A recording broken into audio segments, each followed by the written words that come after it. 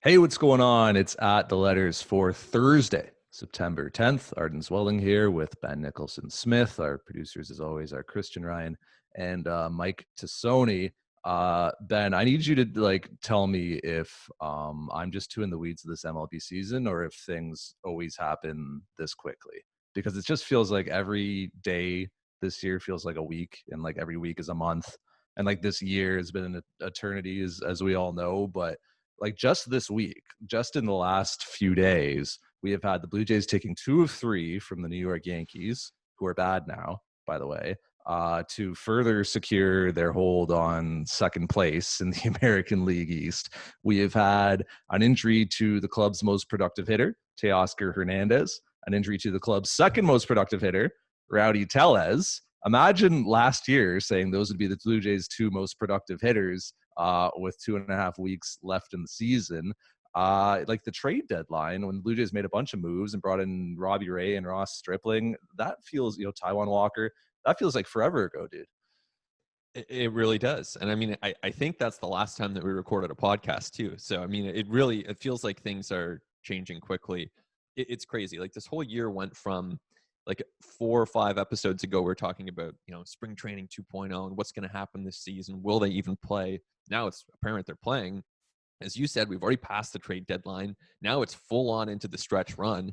Before we know it, we'll be talking about the playoffs. And then, depending on where this goes, like the Jays could easily win a playoff series, at which point, okay, this starts to get real. Or they might be out in 48 hours, as you've said many times. Like this could go really quick. So it's nice to have baseball. It's great, but yeah, this season is totally different than anything we've seen. It feels different. The pacing feels different. I think I'm just as caught off guard by the pacing of it as anyone else is. Yeah, playoffs start in 2.5 weeks. Like that's not a lot of time. And if you look at the conversations that people were having around this team, like just 3 weeks ago, the word playoffs didn't even enter the discussion. The Fangraphs playoff odds were like well below 50%. Now they're up over 90%. So things are changing extremely quickly.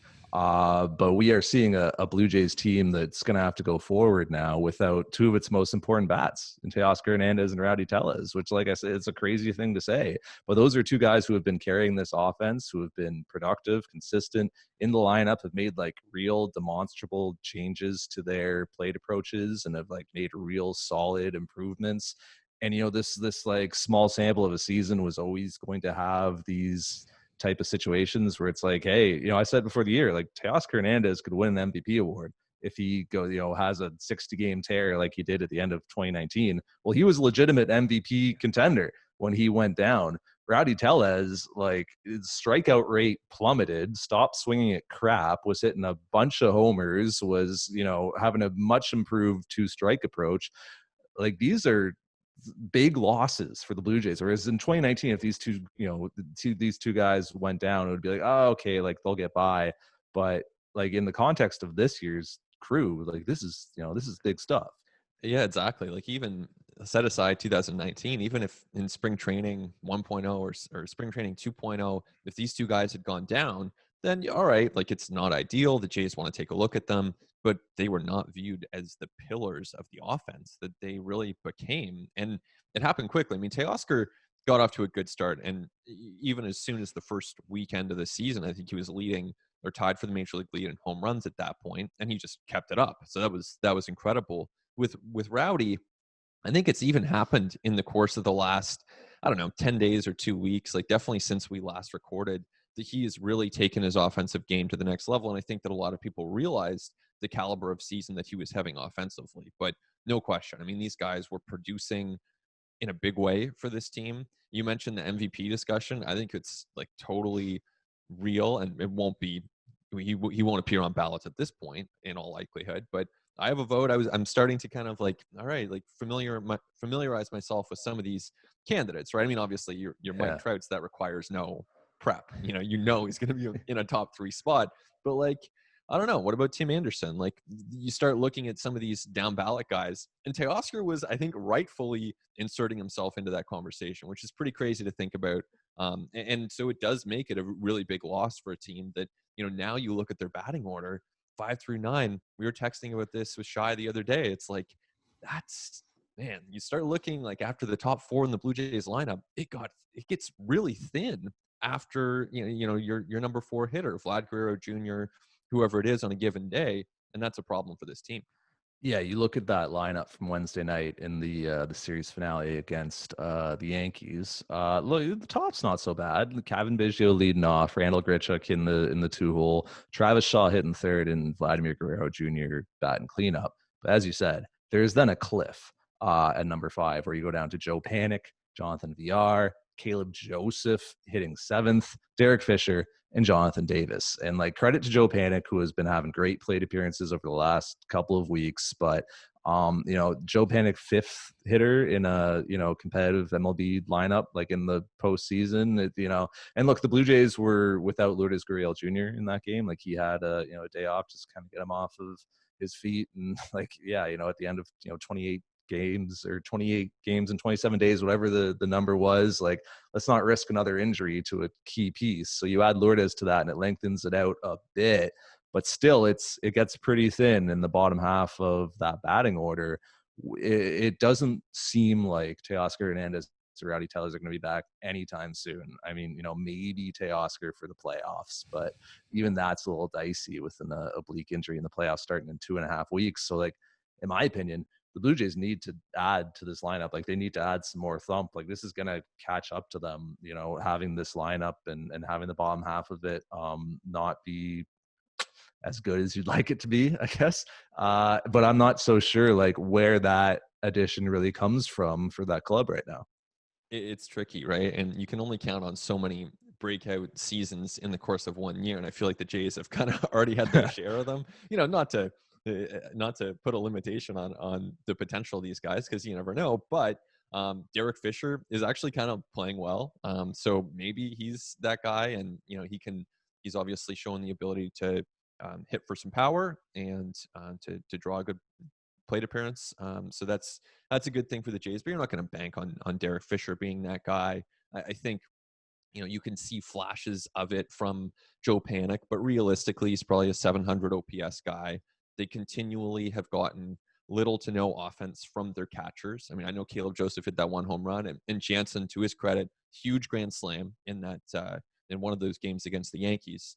But by and large, that position has been a black hole for the Blue Jays this year, offensively speaking. So I don't know necessarily that the bottom of the order is going to look great at any point this season, but the return of Bo Bichette, I mean, that's going to be huge. And I think as we record this on Thursday, the expectation in my mind would be that he returns sometime this weekend. I think if he doesn't return this weekend, then that something's gone wrong in all likelihood, just given the timeline that the Jays are on. So that's a big bat. That lengthens the order a little bit, but they're still in a position, even with Bichette back, that they're probably using Travis Shaw every day. They're probably using Jonathan VR every day, Joe Panic most days. And that's really not ideal. I mean, this is a bit of a sidebar, but VR has been thoroughly unimpressive to me as a player. I think Travis Shaw has not hit as well as the Blue Jays probably would have liked. He's had some flashes, but hasn't put it together. So they run the risk of overexposing some guys. Yeah, VR's reputation precedes him. Yeah. Were you saying last time that someone told you the quote was he's annoying?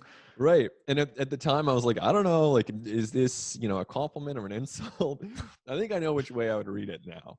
Yeah, no, he is a frustrating player to watch. I would imagine. We even saw, Charlie, who, like, it takes a lot for like Charlie to get kind of fired up with his players, and we saw him in the dugout in, I think it was Wednesday night's game after VR didn't run out, a pop fly or something, go over and deliver like about as stern of a message as we're going to see Charlie deliver to a player in games. You can tell that his frustrations are catching up to him a little bit with watching VR. But like, you're right, the blue look, catching is a position where you take what offense you can get, right? Like, I think I'm sure that, I don't have it in front of me, the league average OPS for a catcher has got to be high 600s, right? Like, it's not big, but the Blue Jays have even been way below that.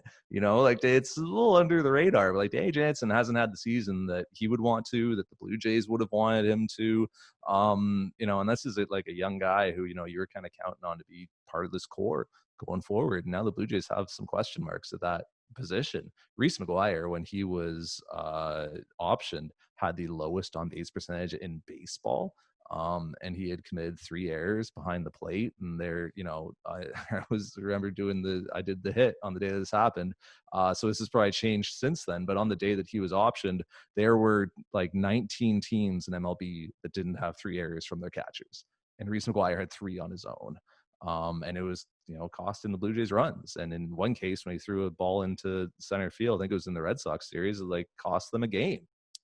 So that's not good. And you just look even on this 40-man roster for like, okay, who are you going to add? And like, what are you going to do to add some thump to this lineup or just to add a new position player look? Yeah, Bo Bichette coming back from injury, sure, that'll be great. But also you manage that carefully. Like if he is not 100% on Friday, like just be careful. Like don't rush anything here. A setback for Bo Bichette right now could be the season. And so all of a sudden, like just making sure that his entry point back to like playing every day and, being the guy that he was and playing a defensively demanding position, all of a sudden that takes on a lot more importance because you don't want to screw that up. But on this 40-man roster, every position player except for Reese McGuire is now currently on the active roster after Billy McKinney was added. Reese McGuire is the only guy on the 40-man as a position player who's not on. So it's like, even if you want to improve from within from the 40, it's not there. Like it's just not an improvement there. So you kind of have to look beyond the 40. And yesterday, Wednesday, when we found out what Rowdy's MRI had shown, this is coming back, on the heels of Teoscar Hernandez being out. That was the first day where I like very seriously considered Alejandro Kirk. And Nice. that was kind of like, I've been really on the fence about it like for a while, but that was a day that kind of like pushed me to one side of the fence with Kirk when I was like, that might be really the only way that you're going to add some thump to this lineup right now is if you like take a 21-year-old kid who's never played above high A, but clearly a guy who has a capable bat and in live BPs against Ken Giles this past week has been hitting liners off of him, and like Giles isn't himself right now, I'm sure, and like isn't of the standard that we've seen. When he's been closing out games for this club over the last year and a half, but I don't know where else you are finding like a actual legitimate influence and impact on this lineup offensively. There's no shot at it. I mean, even like free agency and people see Justin Smoke's name, pop up. Not that he would have been eligible for the playoffs, not that he was having a good year, but it's like even then, and I don't think they ever got close to having serious discussions with Smoke, who's now a Giant, but there's not much in free agency. So you really are limited in terms of what you can do. Obviously the trade deadline has passed. So it is internal. I think the Kirk idea is intriguing. Like, I guess there are clear pros and cons here. And, I'm interested to hear like where you mentioned being on the fence, like where you kind of land on this. But for me, it's almost easier to see like, and I want to watch Alejandro Kirk. So I hope just for pure entertainment purposes that they call him up and he hits home runs from both sides of the plate and fans get to love him because he's going to be a fan favorite. That would be by far my preferred option. But I find it, when you're looking at it objectively, I find it easier to come up with the arguments against promoting Kirk than the arguments for, in a sense. So, and those would be 21-year-old catchers never played above A ball, as you Yep. said. So that's a big leap. And you're putting him in a position where it's like, he's supposed to be the savior of this offense. And he's, all he's done is face some live PPs. So that would be the one thing. And then secondly, you're locking up a 40-man spot, which now isn't an issue because you have guys who can DFA. But, in the course of the off season, we only got 40 of those. And we saw in last winter, for example, the Jays used one of those spots to claim Anthony Bass. So, and now he's a big part of their bullpen. So there is value in keeping that spot open over the course of the offseason. You can do some different things, claim a guy on waivers, take a look at him in spring training. Now, that's all future oriented. So there is something to be said for winning in the present. And I guess it comes down to whether you assess Kirk as a guy who can help you do that. The 40 man is tight right now after you grab Sterling and Robbie Ray and excuse me, Stripling and Robbie Ray and Taiwan Walker, right? So those are like 3 40 man spots that you had to use up. You could, I mean, if you know Rowdy Tellez isn't going to be with you again for the rest of the year, you could move him to the 45. Probably move Wilmer Font to the 45, like, Yep. you know, with the shin contusion. Like, maybe he can get back and pitch for the playoffs, but is he really going to be on your playoff roster anyway? Right. Probably not. You know, giving up a ton of hard contact, like not great results. You move him to the 45 and he gets to, you know, collect his big league pay and everybody's happy, right? So you could make the room, I think. The argument against Alejandro Kirk is like obvious, right? 21 years old, hasn't played above A ball, hasn't played like a game, like a live professional game in like 13 months, Yeah. 14 months, right? So it is, you know, it goes against everything that the Blue Jays like to do with their top prospects, right? Like that's the entry point is those factors, and plus here's the pressure of like we're adding you because you're gonna hit for us, right? Like we need you to hit, we need someone to hit. You got to hit now against Major League pitching, which you've never faced, and you're not in a rhythm and you're not in a good routine. I suppose the counter argument to that would be, do you want to win or not? And Yep. are you going to win with the, you know, the proven commodities that you have now, which like Joe Panik's career is like, you know, pretty proven. Like we've seen what he is. Jonathan VR's career, like pretty proven, right? Like, you know, we mentioned how like this lineup just is not very deep without, you know, two of its top hitters anymore. Like I question the Kirk thing when you had Hernandez and Rowdy and like Bo was coming back and you're thinking like, all right, you know, the lineup's fine, but without Teoscar and Rowdy, like you just lose so much thump. Um, I would, and it's not unprecedented in MLB to do something like this. Would be my other argument. You can look to the San Diego Padres and you can look to Luis Campusano, right? And that is a very similar guy. That is a 21-year-old catcher, designated hitter, had never played above high A this season. The Padres called him up and he hit a home run in his first game and then he got hurt. So that's like disaster scenario, Yeah. right? But the Padres made that move. So it's not like this is not unprecedented across MLB. It's not like, you know, the Blue Jays would be this front office like, wow, like, I can't believe they did this. Other teams that are going for it are doing things like this with top prospects. I don't think it's going to happen because I just like don't think the Blue Jays front office operates that way, and I think that they, you know, as you said, like they are going to find so many more reasons not to do it than the reasons to do it. And there is a bit of a deadline with it coming up because per the operations manual, September 15th is the deadline for people to be added to the 40 man and be playoff eligible. So as we sit here today on September 10th, there's 5 days. Either this is going to happen or it's not. But you know, the inertia of this is that like the longer that it doesn't happen is the less likely it's going to happen, in my opinion. So even the fact that it hasn't happened yet kind of indicates it's not going to happen going forward. But I mean, Thursday, you know, Wednesday was the first day where I was kind of like, maybe this is what they're going to do. Like, when you look at the alternatives and you look at the other options, like to me, like Alejandro Kirk might give you the best chance of actually adding some thump to this lineup. Yeah, and I think, you know, if you're comparing him to, you know, what he might eventually be, or if you're comparing him to JT Realmuto, I mean, of course he's not like the idealized version of Alejandro Kirk yet.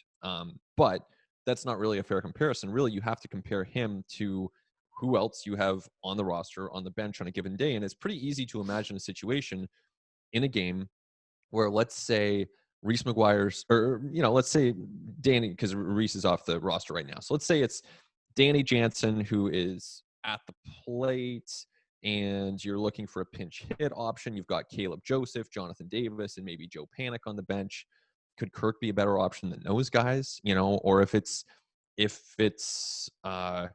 know, Joe Panic facing a really tough lefty and you've got that same kind of assortment of players on the bench, could Kirk be a better option? I mean, at the same time, if he's facing a tough lefty, like let's say it's Aroldis Chapman, for example, then you're going to put Alejandro Kirk in against Aroldis Chapman and expect results. So it is this give and take where it's like, I know. I mean, at some point you just have to prove it and you have to test these guys. This Yep. is not the ideal way to test anyone, but I can see your point about how it could be an upgrade. Now it's not to say that it would be an upgrade, but the Jays bench, the back of the Jays bench right now is pretty thin. So you can imagine a world where he would be a better hitter than those guys. Yeah, there's like a million outcomes where it's a disaster, right? Where he like strikes out, a million times, or Yeah. hey, he has a really good debut in his first game, then like Campusano, he gets hurt, right? Like, and then and then it's like, wow, great, like really glad we started that service clock, So like, there's way more reasons not to do it, but the tendency to be really precious with your prospects sometimes is kind of like, AJ Cole was a top 100 prospect, like Anthony Alford was a top prospect, right? There's like, there's a million cases. And like, in a way that's arguing against myself because I'm saying, well, he might be bad. And it's like, well, then why? He's not going to help if he's bad, right? So, is not a great argument, but like, I just think with compared to the alternatives with the Blue Jays injury situation right now, even in that like game on Wednesday when Caleb Joseph ran into I think it was Voit playing first base for the Yankees, and they had this like really awkward collision, and Joseph stayed down. I was like, wow, the universe is really trying to will this into existence right Right. now. But like, if Caleb Joseph went down, in Friday's game against the Mets, I still bet you the Blue Jays would just bring Reese McGuire back. Man, yeah, yeah. No, it's conceivable. Even though McGuire showed so little offensively in the time that he was up with the team, I mean, it's really reinforcing that what we saw from him last year is not who Reese McGuire is offensively, and I think we knew that at the time, but certainly that's been reinforced in the last little while. I yeah, I don't think they'll do it. I don't think they'll do it. I think for my entertainment's sake, I would like to see it. Yes. I'm not totally convinced that he would be an offensive upgrade, even over, Jonathan Davis or a Caleb Joseph off the bench, but he might be. And it would definitely be a lot of fun to watch that unfold. Yeah, you could fit him on with two other catchers as well. Like you have DH at bats and first base at bats Yep. going forward, right? So you can have Vlad play more first base than he has, and DH is wide open. You could just use Kirk to hit. Like, he doesn't even need to really be in behind the plate if you're concerned defensively. The game calling, and that's an important part of it, right? Like, I'm not calling Alejandro Kirk up to like play catcher every day because you it's game calling in the major leagues is hard, man. Handling a pitching staff is difficult. So I would think it would be more so those DH at bats that are now being vacated with Rowdy Tellez, likely being out for the rest of the year, but it's probably not going to happen. Well, they definitely have at bats to go around. There is no question about that. I mean, when you look at the state of the lineup right now, there would be no issue finding reps for a guy like Kirk, and getting him in there. So I think, yeah, in all likelihood, we're looking at this offense, and this is what they have. So it's more so going to come down to, can Bichette come back, and can he be that guy that he was for the first few weeks of the season? And they're going to need their remaining guys to stay healthy. Maybe that means working in some more off days for them. I know they've done that. I think you have to keep doing that. I know it frustrates some fans. I think it's the right thing to do. You have to keep these guys healthy because they're not in a position where they can afford any more injuries. Yeah, it was the right thing to do over the last week, especially as they were like wrapping up that 20 games, 27 days. Like, you saw the toll, right? Like, Teoscar Hernandez, soft tissue injury, right? Like, Rowdy Tellez takes a weird step and his knee goes out, right? Like, these things are like related to the workload and to the toll and how much these guys have been playing. So I know people were a little upset that Lourdes Gurriel Jr. wasn't in the lineup on Wednesday, and I was like, hey, if there's any reason that guy needs a day off, give him the day off, because losing another like good hitter in this lineup is going to be really, really bad. So I think we'll see it similar going forward. Maybe not to the same degree. Like, the standings are going to say something about it, right? Like, the Yankees continue to fade. I doubt the Blue Jays are catching the Rays, but I don't know. You really shouldn't say anything in this season because, like, I don't know. I doubted the Blue Jays were going to be a playoff team at all this year, and I Yeah. doubted the Blue Jays would catch the Yankees for second in the division. So who knows what's going to happen? Maybe the Blue Jays will win the East. But I think that if the standings continue to kind of solidify the way that they have been so far, yeah, the Blue Jays can be a bit more cautious with it. But they lose 5 in a row and the Yankees surge, and all of a sudden it's like you're competing with Detroit again for 8th place in the American League, then it's like, okay, now everybody's got to play. So I do think that like the results in the standings going to say a lot. you would hope in how much players are playing, how many rest days they have down the stretch. Totally agree. I mean, if you run into a situation where the playoff berth starts to become perilous, then you have to change the way that you're managing on a lot of levels. I think that it means fewer off days for guys. It might mean going to certain relievers more often.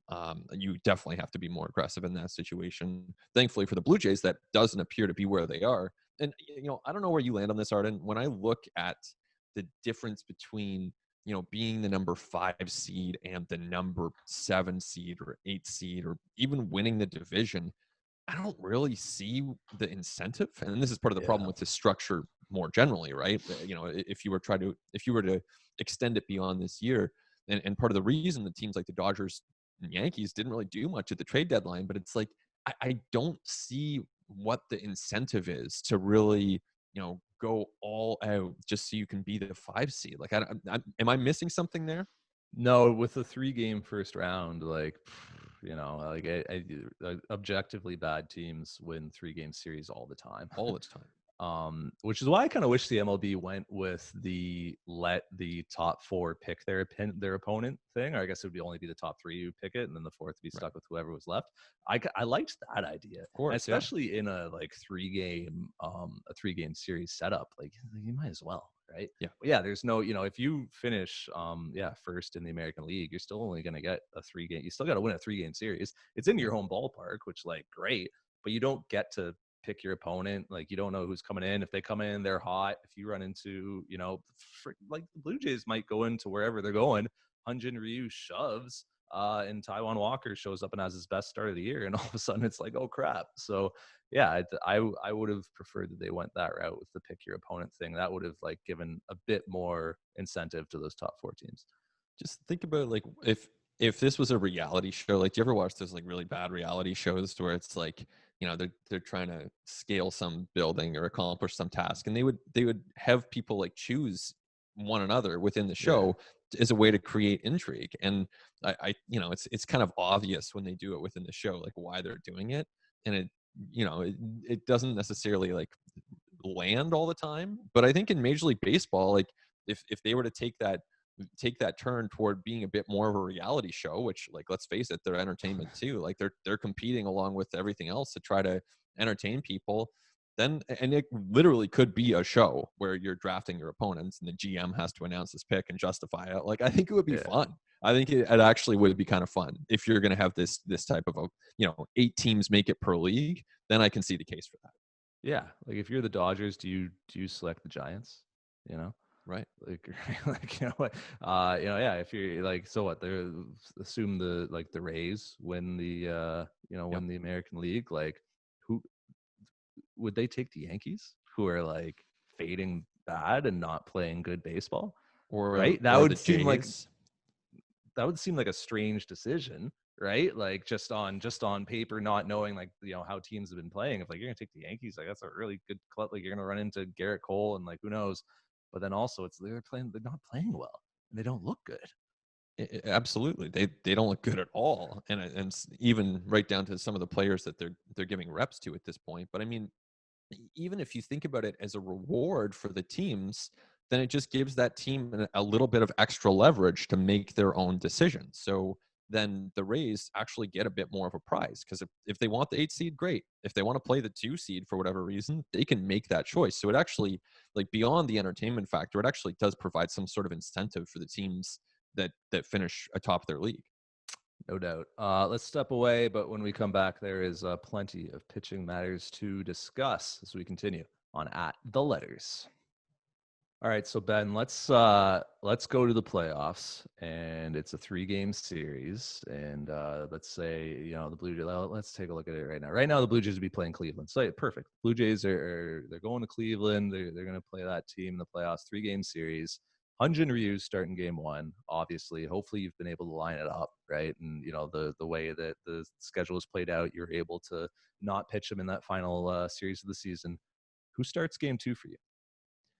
Well, I think Taiwan Walker would start game 2, and I would have the bullpen ready by the second inning. Not necessarily going to warm guys up for the first, but I'd have guys like make sure you're fueled up on coffee.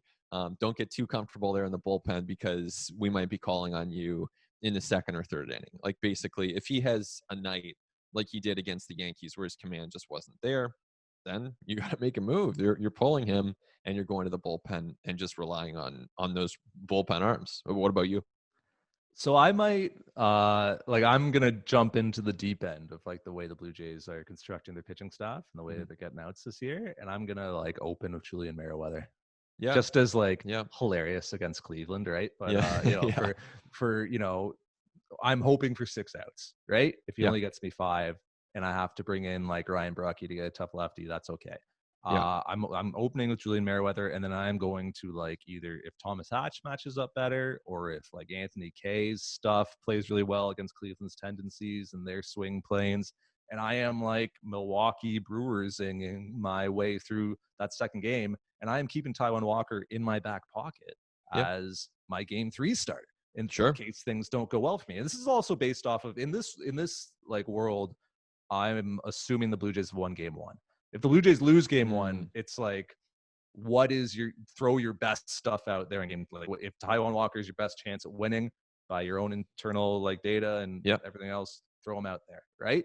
I am yep, not holding anything back for game 2, but I would, if they won game 1, I would try to like bullpen my way through game 2 and then have Taiwan Walker in my back pocket for game 3. If you win both the first 2 games, you might be starting another series like within a yeah, couple days. I might want Taiwan Walker to start the first game of that series. yep, And I know that like you should always try to win the game that's in front of you, and you should never really like manage for right. tomorrow. But I think that with the way the Blue Jays pitching staff is constructed, that is the way that I would lean. Interesting. I wonder, like, I'm almost tempted. So I'm like pretty convinced by what you're saying there with Merriweather over Walker, but I almost wonder if I would be more likely to do that if they lose game 1, Right. as opposed to winning it. I mean, if they won game 1, then you might be kind of tempted to go with Walker and just see what happens, push your luck a little bit. Whereas if they lose, if they're in an elimination game, I just think Merriweather's stuff is better, and I think hitters are responding in a way that really reaffirms that and backs that up. And so I think Merriweather is the better pitcher in a short burst. Now, he's not going to give you 5 or 6 or 7 innings in the same way that Walker might. So there's a difference there. But in a short burst, I think Merriweather has the more electric stuff. So I would actually, if they're facing elimination, I'm convinced by your Merriweather reasoning, I would actually go to him if they're down 1-0. Can you imagine like 2 innings of Merriweather? And it's always easy to draw this stuff up in your Yeah. head, right? When the Yeah. game starts. But 2 innings of Merriweather and then like 3 innings of Hatch, or I don't know, like two Pearson. and a third of Hatch, and like an inning and 2/3 of Brucky, and then like an inning of Nate Pearson, Yeah. who, by the way, coming back in relief.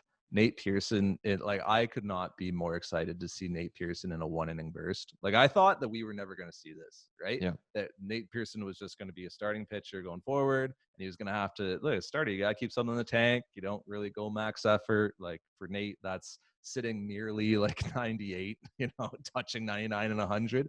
Nate Pearson in a 1 inning burst could be crazy. Like the last time Nate Pearson did that at the Arizona Fall League All-Star game a couple years ago, he threw 104.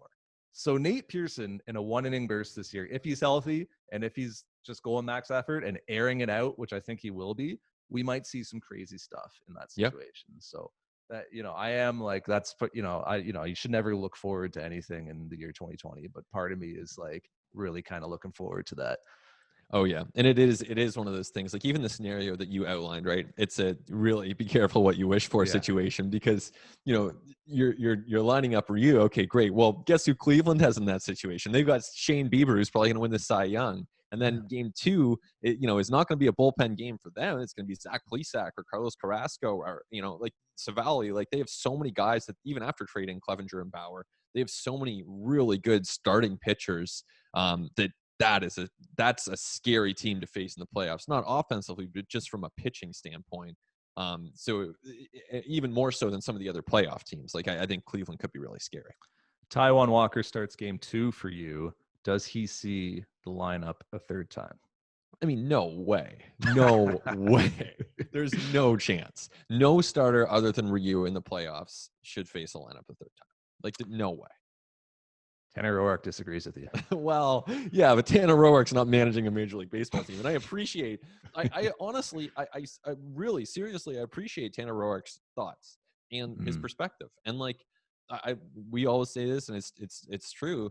I appreciate when athletes are honest with their perspective, and Tanner yes. Roark was absolutely forthright and honest when it came to his views on pitching. And I actually think, man, when you're looking ahead to 2021, you're looking at next year, he's right. Like, you cannot be too cute with managing a pitching staff when you're trying to grind through 162 games. It is not a good idea. You need him going out there and Shoemaker's a free agent, but you need your starting staff to eat innings. And he has made a career of that, and he provides real value. But it's just right now at this point in time, it's not what the Jays need him to do.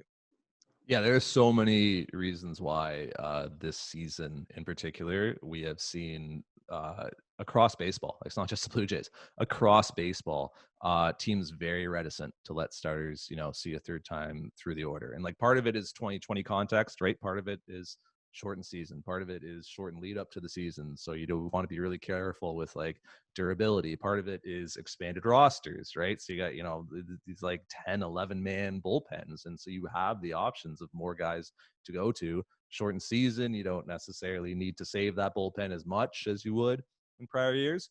Part of it is just the context of baseball in the last few seasons, man. This is a trend that has, like did I say it last time? Like Yeah. nobody's going to give you a Sabre award for saying you Yeah. shouldn't let a starting pitcher face line up the third time. Like we've Yeah. known this for a very long time. Like the stats are very clear when you just look at it MLB wide. Batting averages go up, slugging percentages, ISO, runs, ERA, everything, and like every weighted on base, everything goes up the third time through. It makes sense. A pitcher is fatigued. He's now at this point faced 18 batters, right? And if that's, 3-4 pitches per plate appearance, somewhere in there, even if you are cruising along, like you've still thrown 70, 80 pitches, man. Like you're still fatigued. You've been up and down a bunch of times. Your adrenaline's gone down. Like your energy stores are down. You're probably not quite as crisp and effective as you once were. Like it's so rare to have like the Justin Verlanders of this world who get stronger as the game goes on. Like, if every pitcher could do that, every pitcher would. Um, the hitters have seen you. Like they've seen your stuff now twice. So they have a good idea of how it's performing on the day. And they've been not only like seeing it, but they've been watching, I guess they don't do this year actually, but they've been watching video on you in previous years of the previous plate appearances. So they kind of know like what your stuff looks like. And they're able to kind of make the adjustments of like, oh, hey, when I got the fastball in my first plate appearance, like I was just under it. Let me just kind of change my plane a little bit and let me make that little tweak. That's why guys kind of get barreled the third time through. Like it's obvious. I appreciate Tanner Roark's comments just like you do, because yeah, I want athletes to be honest and I want them to be forthright. But the Blue Jays have an incredibly strong case for what they're doing this year. In a lot of ways, they've kind of constructed their roster so that they, you don't have starting pitchers facing a lineup the third time through with the Hatches and the Ks of this world and Merriweather and Baraki, like all these guys who would have made the AAA pitching staff, the AAA starting rotation in a normal season, who wouldn't even be here, right? Which speaks to your point of during a 162 game season, things aren't going to go this way. Like Tanner Roark will be the guy who he has been throughout his career, who's very valuable to a pitching staff in that he like regularly can give you 5 to 7 league average innings, right? He can regularly eat up innings. He's very valuable in a 162 game season. In this 60 game one with expanded rosters, it is different. So I feel like Tanner probably understands that. Like I think he just wanted to kind of vent a little bit. 28 games, 27 days. Like everybody's upset and tired and angry. Like it's just, everybody needs a little break from baseball. It's been a lot of baseball. So I feel like he understands that. But it's the case is pretty clear for why the Blue Jays and most MLB is doing this. Totally. And I think if someone came to me, if one of our bosses at Sportsnet was like, "Hey, Ben, like different year, like our game stories this year are going to be 250 words." And I'm like, "Well, I'm kind of used to writing like a bit more than that. Like I'd really like to have the chance to explore, tease out some different ideas and maybe offer a bit more, perspective or context or whatever it is." And if our bosses just said like, "No, like that's it. We only want you for 300 words. That's all we need from you." There would be like it would be jarring. It would require a different approach to how I write. And it would definitely it would be difficult, I think. So I can understand that. But at the same time, the Blue Jays value what Tanner Roark brings. That's why they paid him $24 million and signed him for 2 years. Like, they very much do value that. It's just right now they don't need it. Yeah, and like here's the thing: Roark's been allowed to face the a lineup the third time earlier this season. It didn't go well. He gave up a bunch of hits and runs and had to be like bailed out of innings. Like he's had that opportunity this year. It didn't go very well for him. The Blue Jays in general, even while they are like a team that sees the third time through like the least in MLB, they've still gotten crushed anytime that it has happened. Blue Jays pitchers, starting pitchers, third time through an order this year, have a 10.53 ERA. It's only 19 and 2/3 innings, but still, that's a league-leading ERA. Batting average, 359, leads the league. OBP, 422, leads the league. Weighted on base, 449, leads the league. Leads Wow. baseball, not just the league, baseball. Yeah. So like even like why? If Yeah. you're the Blue Jays, if you're Charlie Montoyo and Pete Walker, you've tried it and you've seen that this does not go well. Your front office doesn't want to do it. Your analytics folks don't want to do it. You got all these arms in the bullpen that you can use. I mean, you were just trying to put pitchers in the best situation to be successful, right? Like, and I'm sure that is the way that the Charlie and Pete are framing it. It's not we're keeping you away from certain things. It's we're putting you in certain things where you can do well. As I like wrote and we talked about like this, the Blue Jays starters not getting deep into games. A lot of people were upset about it. Is not a bug. That is the feature of this pitching staff. Has been constructed that way. That's what's going to happen going forwards. And as we were talking about earlier, we get to the postseason. I would not be surprised if we see one of those kind of funky quote unquote bullpen games where the Blue Jays kind of use several pitchers to get through their 27 outs. Yeah, I like the idea, especially like in that first series when you're going to face. I mean, game two will be either an elimination game or a must-win game. Someone will have to win that game. So you're talking about leverage from the very beginning.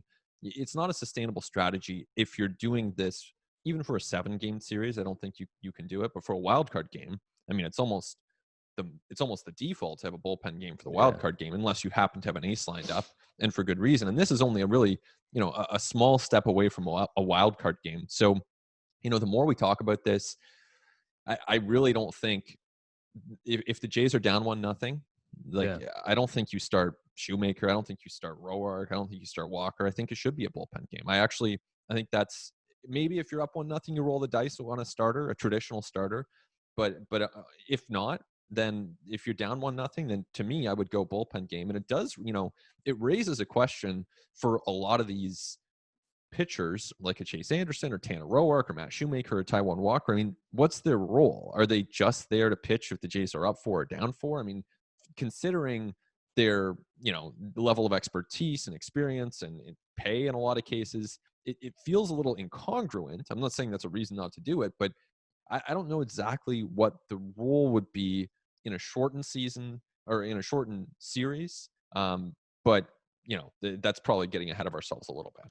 Well, and what is their expectation going into their outings, right? And like, how do they work in between their outings, right? So like, and Tanner kind of made that point to us last night of like, well, when I go out there, like, I don't really know, right? Like, I don't know that I'm not going to face the lineup the third time. Like, I don't know if I should like be more aggressive early on or hold more back. Like when I see the third, like the leadoff hitter coming to the batter's box third time, like, as you said, it's questionable as to whether I'm going to get to face them or not.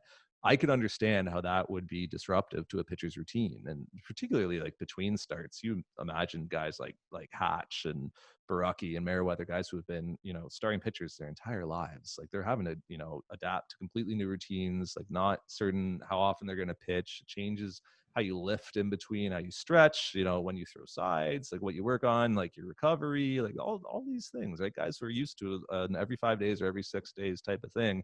Now it's like, hey, Anthony Kay, you might be pitching like every other day or every third day or something like that. I understand that is like an adjustment, but this season of all seasons has to be treated, and especially from this point forward, as if it's the playoffs already. And it's just like, hey, you might be called up on. Like you might be going in. Like you need to be ready to go in. And when you go in, your focus just needs to be get outs and like get outs and be aggressive as long as possible until we take you out of there. Like just go in and get dudes out. Like that has to be the approach now. Like we've seen it in the playoffs in the past, and pitchers have spoken about it of like, yeah, I put myself aside and like Clayton Kershaw pitch in relief, or whatever, right? Or like, yeah, Kenley Jansen, I'll come in and get like, 8 outs, Yeah. save or something, right? Like you kind of like put your routine and all your own stuff aside. I just feel like that has to be the mentality now going forward, because of the realities of this season. And as much as the Jays have some reinforcements coming back in the form of Giles, potentially Pearson, Shoemaker, all those guys are making progress. They are still down. Jordan Romano's not pitching for this team right now. Probably not expecting him back this season. If he does come Seeming back, more and more unlikely. yeah, Romano I think coming back. Yeah, it would have He to. hasn't started throwing yet. We got 2.5 weeks till playoffs. It's just not enough time, really. Yeah. I mean, maybe if they play deep into the playoffs, you never know. But even then, it's a bit of a leap. So I don't think you're counting on him. And even with Giles, like you've seen so many closers do the Andrew Miller thing, where they end up, coming in with 1 out in the 8th, and they just keep pitching, or Jansen, those extended outings at times. I don't think Ken Giles is going to be positioned to do that at this point.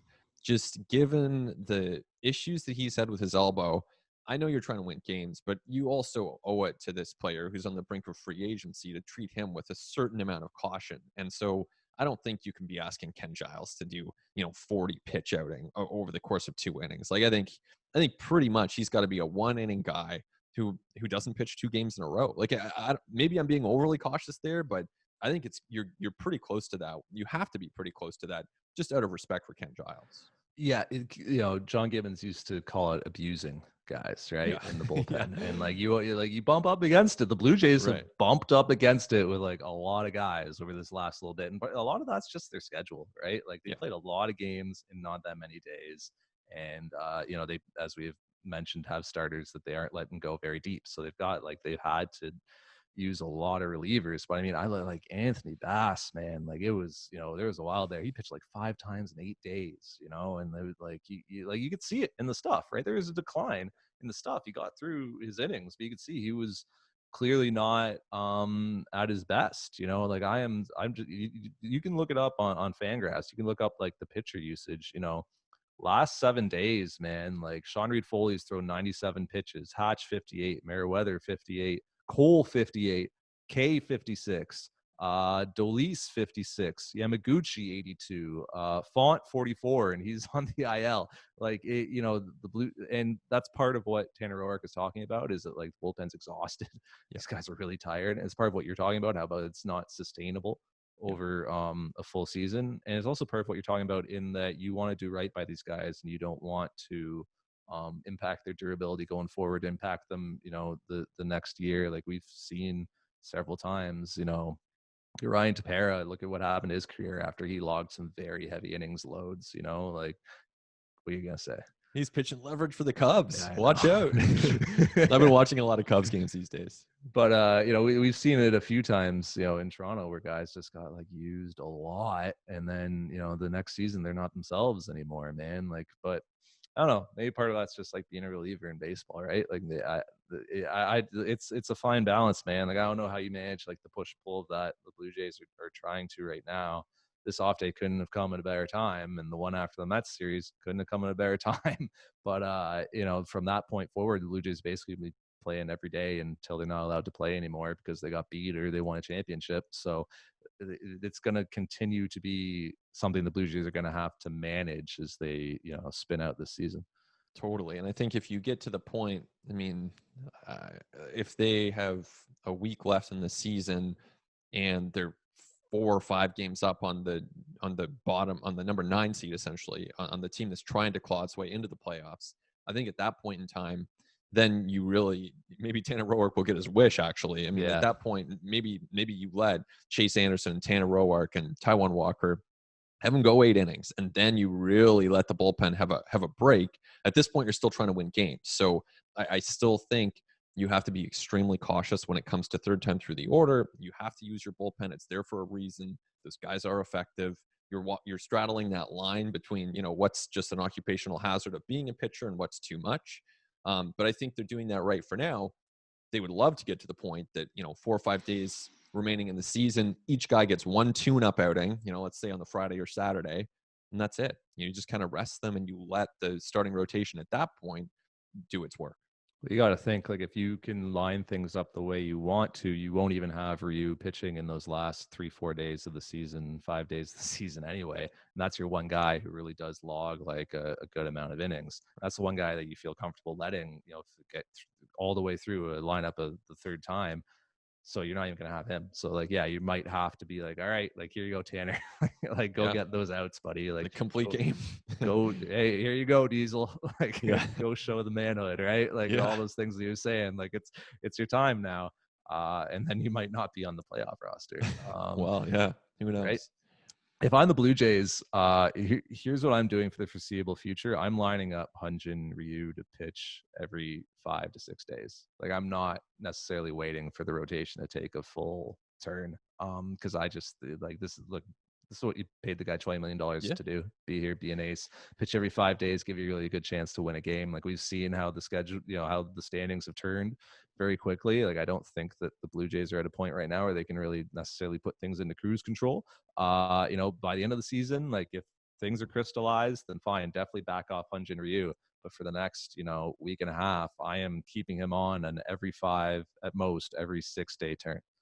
Interesting. I like the sentiment. I think with Ryu, just knowing how last year he was much more effective when he was on a 6-day rotation, had 5 days of rest, I would keep him on every 6 days. And even with that, if that means disrupting other guys in the rotation, totally fine. I agree that Ryu and getting Ryu into the game as much as he possibly can has to be a priority. He's been great, just a great pickup, it looks like, for the Jays, and a big reason they are where they are. So I would have him every 6 days, no matter what. That's kind of where I would land on Ryu. With Walker as well? Yeah, why not? Right. I think he's their second best starter right now. So yeah, I'd keep Walker on that rotation as well. And then, so somebody is going to suffer there, right? Like, that means Robbie Ray not starting, Ross Stripling, no, we've already seen, not starting. That might mean like Chase Anderson not getting starts. Like, there's going to be like, there are downstream effects to that. Yeah. And I think you live with that. I think that's totally fine. Like, if, if the Blue Jays were to go, and this isn't like, I wonder where you land on this, because it's not clear to me who the Blue Jays' third starter would be, behind we assume Walker's kind of the two. Yeah, maybe it's Roark. Shoemaker, I don't think would be stretched out enough. No. So I don't think it's him. So it's Roark or Anderson, I guess. Shoemaker in relief is going to be a weird thing too. Like, I don't even know what to expect from that. Like, you can kind of see what to expect from Nate Pearson, but like with Shoemaker, like, when's the last time that guy ever pitched in relief? Right. No, it's got to be a while. And they already have Shun Yamaguchi stretched out to give you bulk innings in that role. So yeah, it is unclear. Obviously, a lot of unanswered questions, but that's one of the reasons I would kind of go, if you don't have a clear number 3, then to me, I would go, Ryu, then Walker, and then bullpen game, and not necessarily in that order. But I just think that's the way to go with this composition of this staff. I would also approach the bullpen in such a way that, like, if I have a 7th inning situation that Ken Giles matches up really well with, and it's like a 1-run lead or a 1-run deficit, I'm throwing Ken Giles. Like, forget saving him for the 9th. Like, I'm also not having a closer going forward, because that Bass can do it. Like, I don't know. If there's like 2 really good lefties coming in the 9th, I'd throw Baraki in that spot, man. Like, there are guys on this roster that can do it. Doleeks can absolutely do it. It will take an hour, but he'll absolutely do it. So like, I going forward will just play bullpen by matchups and not necessarily have roles, which, like, obviously the relievers is going to hate that, just as like Tanner Roark and Taijuan Walker like hate that they don't see a lineup the third time through. But it's just the way that I would manage it if I were running that bench. Yeah, and these guys want to win. I think the relievers will get it. I don't think that'll be an issue. It's amazing. I mean, you look at Baraki, and he was rested in his most recent appearance, which was Wednesday night. he comes out throwing 97 inside to Brett Gardner. I mean, this stuff is impressive. I guess and he's absolutely going to be pitching in leverage. There's no question about that. But I have a little bit of pause with him, just with the command doesn't seem to be there, especially with some of his breaking stuff. It's like he's walking too many guys. The pitch is up, no one's connecting with him. So, I mean, those are kind of the base runners he's giving up. But I'm not like, as much as he can be a dominant pitcher, there's still some reservation there. If you were to bring him into a situation with base runners, for example, is he going to walk the bases full? Is he going to walk a run in? Those questions would come up for me. I just think about like who else would be kind of like your big lefty matchup, right? Anthony K, right? Yeah. But you're kind of saving K for more extended outings. Agreed. Maybe down the stretch it's a little different, right? Maybe K can come in and just face a couple hitters, right? But like when I think about like, all right, big lefty back coming up, Ryan Bruck is kind of my guy in this bullpen. Absolutely, and I think you compare him to Aaron Loop is still pitching and still going with the Rays. It's like I'd way rather have Ryan Baraki. Even if Loop's not going to walk guys and Loop hits guys, so it's kind of the same thing. But they're different styles, obviously, and different looks for the hitters they're facing. But I think Baraki, all things considered, you love what he's giving you. It's just it's not quite a totally finished product, I don't think. Last point I want to make this week on at the letters is I hope that everybody is like enjoying what's happening right now, the Toronto Blue Jays. Like as fan, like because look, we get into the weeds of everything and nitpick at the batting order and like bullpen usage and this and that and like Tanner Roark's unhappy and and injuries, whatever. But like the Toronto Blue Jays are in second place in the American League East, and the Toronto Blue Jays are going to be a playoff team. Like they are actually right now not just like contending for the playoffs, they're like competing for a better first round, like a more favorable first round matchup. Like that's the air that they are breathing right now. Last year this team lost 90 games. The year before this team lost almost 90 games. Like this is the good stuff. Like this is what you enjoy as a fan. Like the Blue Jays are a playoff team playing meaningful games like here in the middle of September with like 2.5 weeks left in the season. This is it. And you hope that it's going to be better, obviously, as a Blue Jays fan. Like you hope that, Jordan Groshans and Alejandro Kirk are going to, show up and bolster this lineup like further, and that the Blue Jays are going to be a sustainable winner going on. But like right now you have like a playoff team, you have winning baseball being played, exciting baseball being played, a team that like I think you can, just looking at it from a fan's perspective, you can really easily get behind when you look at some of the personalities and some of the like ways that they're winning games and the deficits that they're overcoming. And I just I hope that like fans aren't getting too like bogged down into the weeds of like, oh, I can't believe Charlie did that, or like, oh my god, like they're bringing in this guy in this spot. Like your team is winning. This is the enjoyable part of it, and in a month from now you're probably not going to have it. Yeah. So I would say like this is you need to be enjoying this right now. Great point.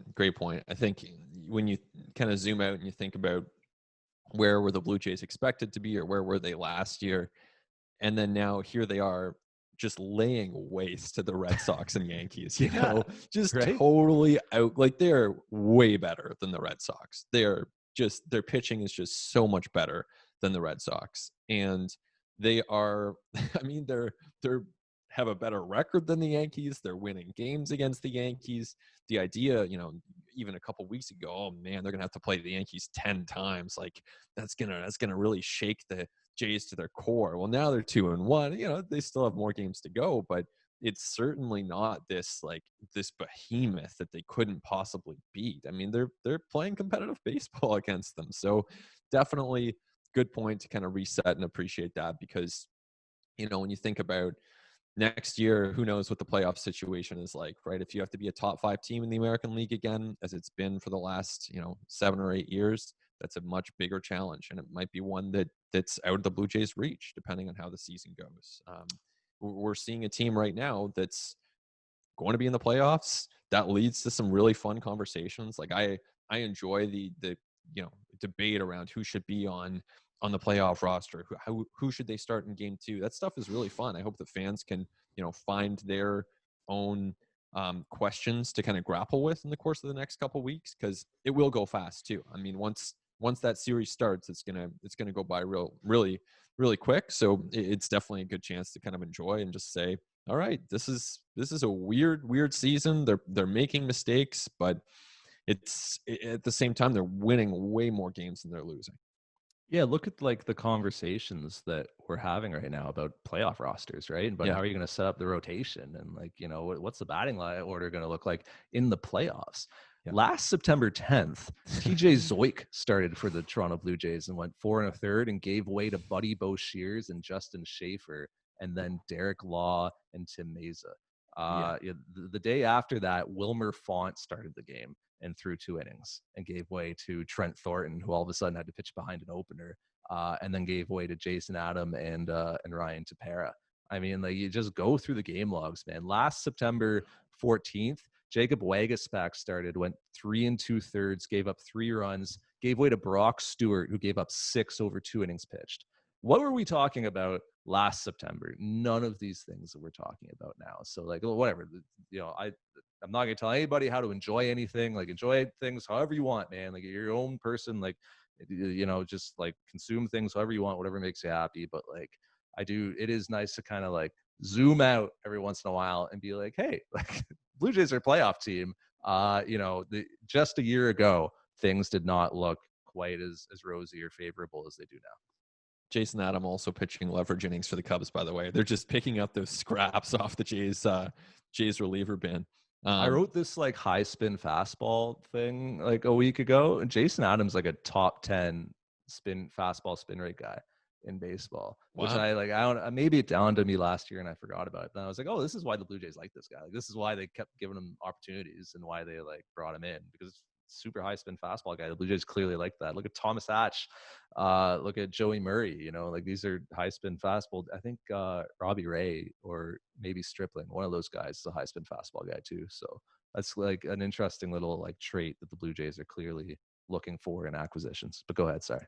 No, totally. I think you're right. And I think, when it comes to, enjoying it, of course, people have to make their own choices there. And it's not to say that the Blue Jays are playing perfect baseball. Their base running has been extremely frustrating to watch at times. Like, really, it has. And I think also, it's not to say that Charlie Montoyo, who, by the way, is probably going to win Manager of the Year. Like, he's going to.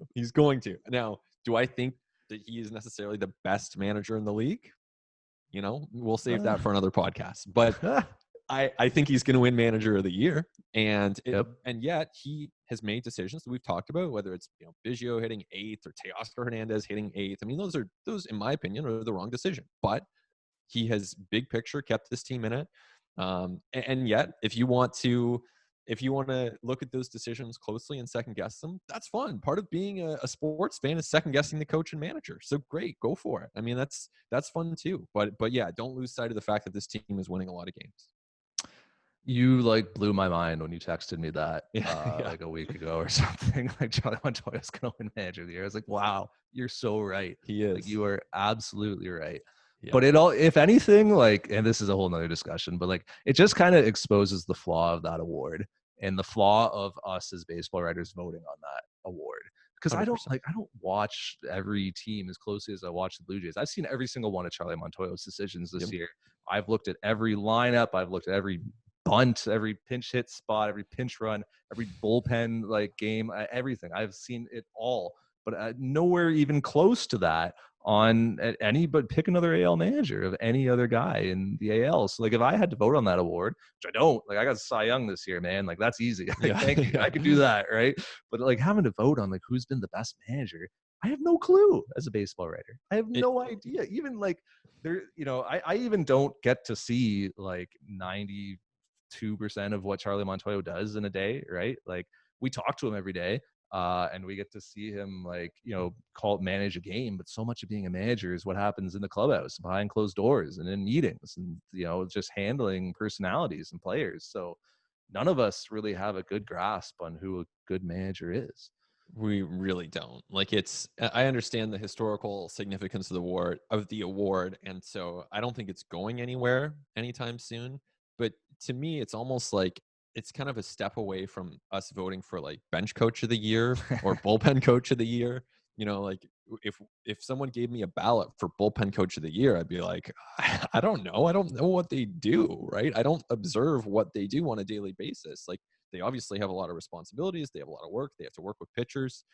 Charlie has a lot of responsibilities. It is not an easy job. I can tell you that much about being a manager. It is a very difficult, taxing, multifaceted job that you require a ton of skills and experiences for. But it's hard to assess one against the other from afar. It really is. Yeah, like I don't know what Ron Gardenhire's in-game decision making has been like.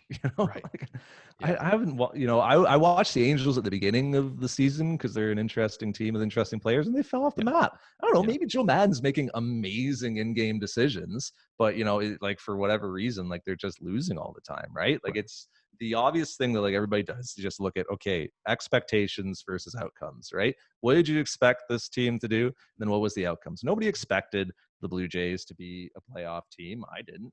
Nobody expected them to do particularly well in this season when they didn't have a home at all for the first few Yeah. weeks.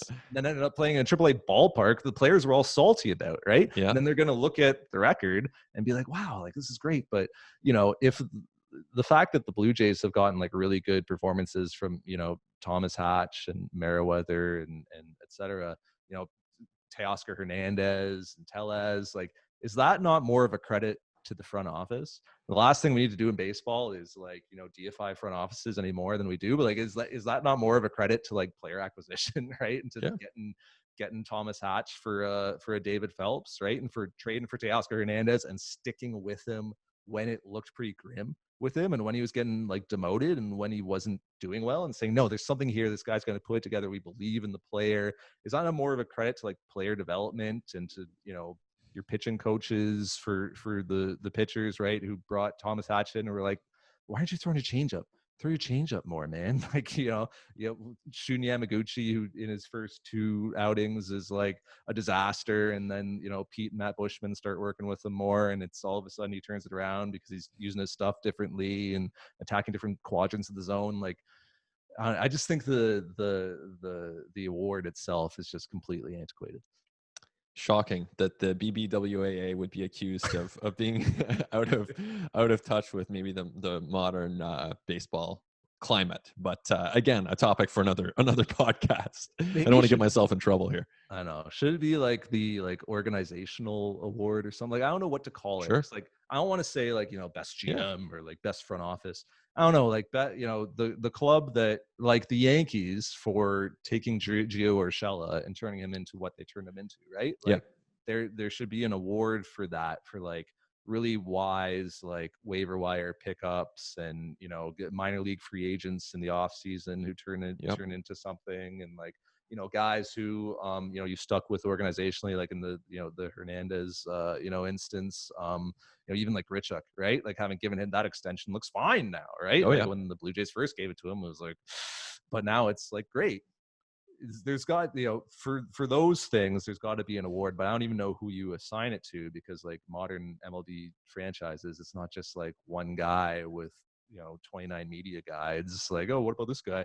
Like, there's so many people who are involved in that. So I wouldn't even know like what to call the award, but that's what I think it should move towards rather than manager of the year. Yeah. Or even it could just be as simple as, all right, like there's a lot of stuff that happens behind the scenes. It's all super important, but maybe we'll just add reliever of the year, because relievers are, becoming a more and more important part of the game. Let's vote on the best reliever in baseball and just have that be a separate thing from Cy Young. Just throwing something out there for argument's sake. No, let's get Liam Hendriks an award.